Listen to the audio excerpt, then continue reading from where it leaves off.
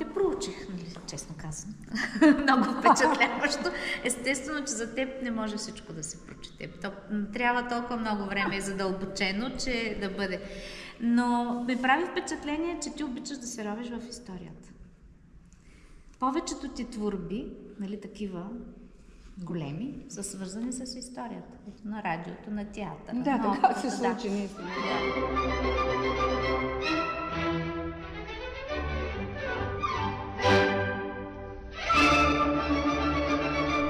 Кого да е?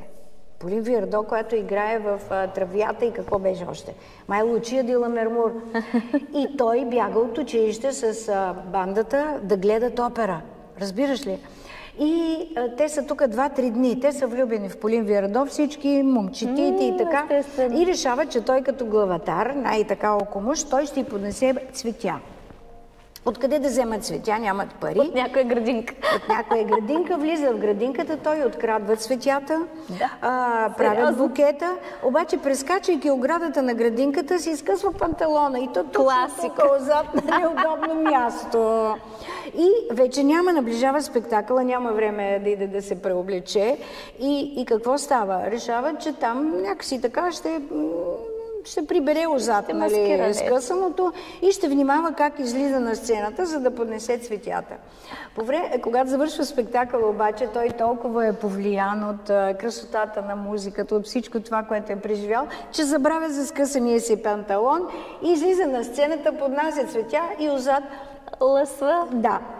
Публиката се смее, той се засрамва и така. И години по-късно, когато Петър Райчев вече също е толкова известен, колкото и Полин Виардо, и пеят заедно в някакъв спектакъл, той отива при нея и я пита: сигурно не си спомняте, но искам да ви кажа, че аз тъй преди години, тя казва: но да, разбира се, аз ви помня, беше толкова очарователно и трогателно да ми поднесете по този начин цветя. Всички разбраха, че сте ги откраднали от съседния двор, но това беше толкова мило и приятно. Ето такива. Това е една друга хубава история с него, е следната.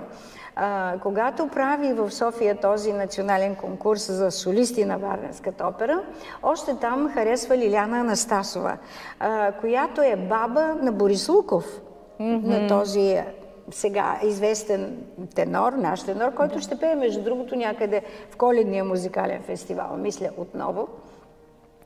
И той веднага я взема за солистка, още повече, че тя е от Варна.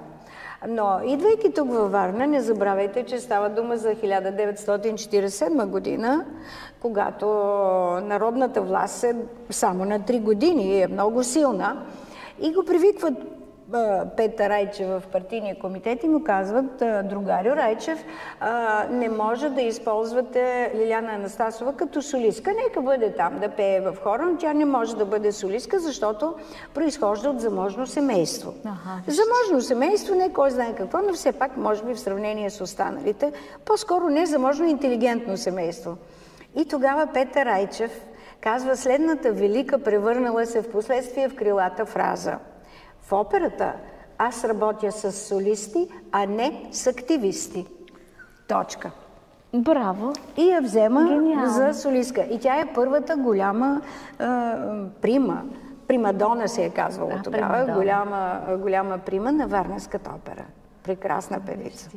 Вижте какви хора, какъв ентусиазъм е било. Мисля, че тогава, в това време, всичко е било в енергия.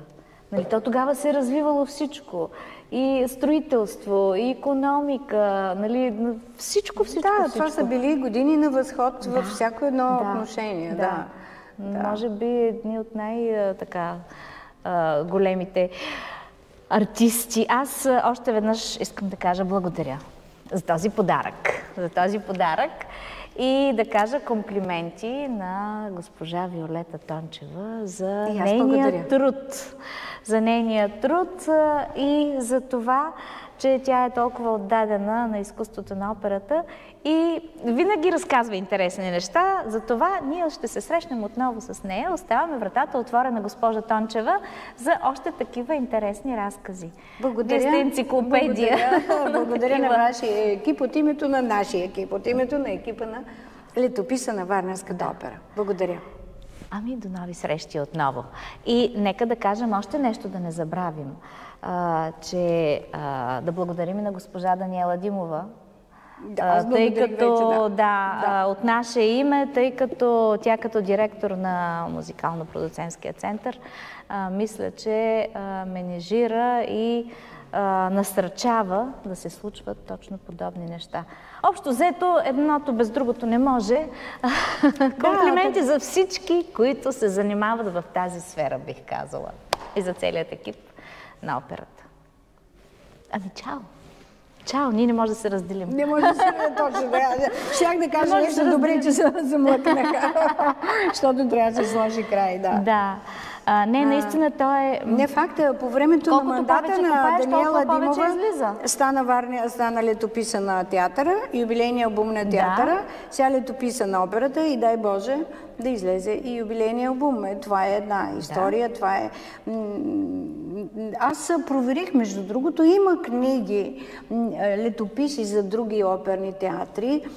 Не съм сигурна в един летопис, който е на Пловдивската опера, дали наистина е точно по този начин, но има много книги с портрети, с разкази, но летопис по този начин Знаеш ли, вие сте решили така да го направите. Не, ти си решила така това и мисля, че това... на Никола Вандов и театралния летопис. Да. А той е направил 15 от летописите на българските театри. Народният театър, Пловдивския театър, театъра на армията, кой ли не е театър, включително мисля, че след аз наистина ще го разгърна, но мисля, че един добър образец на това как трябва да се прави подобен тип книга. Защото много хора си мислят, че отиваш в архива и преписваш. Ако имаше такъв ако беше така, всички щяхме да пишем. Всички щяхме да не говорим, че много от архивите въобще не съществуват като такива. Или пък наполовина са изчезнали, изнесени, унищожени, изгубени и Бог знае къде още.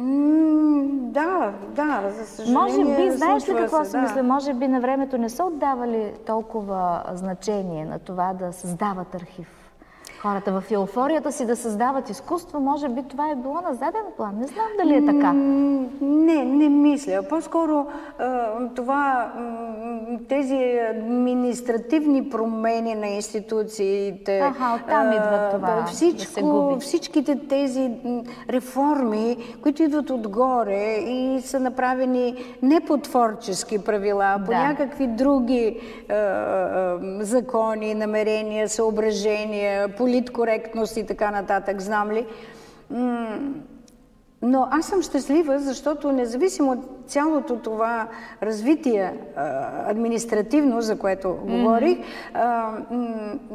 тези ОФД-та всъщност много смалиха и минимизираха съставите, които работят в сферата на оперното и изпълнителско изкуство.